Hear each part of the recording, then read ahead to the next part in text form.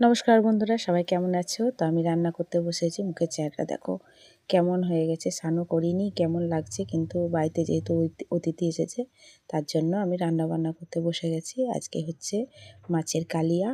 তো এই দেখো, আর আজকে রান্নাটা করছি না পুরো লোহার কড়াই। তো এই কড়াইটা আমি মেলাতে কিনেছিলাম। তো আজকে এই কড়াইটা আজকে রান্না করে নিচ্ছি। তো এর জন্য জিরে, আদা, লঙ্কা, পেঁয়াজ, রসুন সব বেটে রেখেছি। আর এর আগে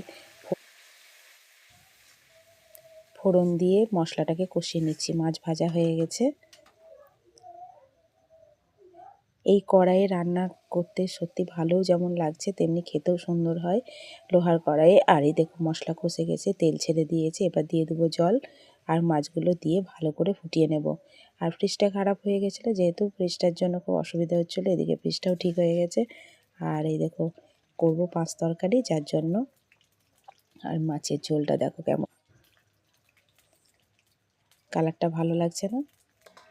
তো এদিকে পাঁচ তরকারির জন্য পটলগুলো ভেজে নিচ্ছি। আর এদিকে জিরে, আদা আর একটু দুধ দিয়ে পেস্ট করে নিয়েছি। আর এই দেখো সব রকম সবজি হালকা ব্রাউন করে ভেজে নিয়ে তুলে রাখছি। আজ হবে পাঁচ তরকারি। আর এদিকে মাছের তো কালিয়া হচ্ছেই, আর বিভিন্ন রকমের তরকারি হচ্ছে আরেক দিকে। তো আজকের মেনু, তো এগুলো ছেঁকে ছেঁকে তুলে নেব। আর শুকনো লঙ্কা, তেজপাতা, পাঁচফোড়ন সব কিছু ফোড়ন দিয়ে এটাকে কষিয়ে নেব। তো এই মশলা দিয়ে আমার এই তরকারিটা কষানো হয়ে গেছে।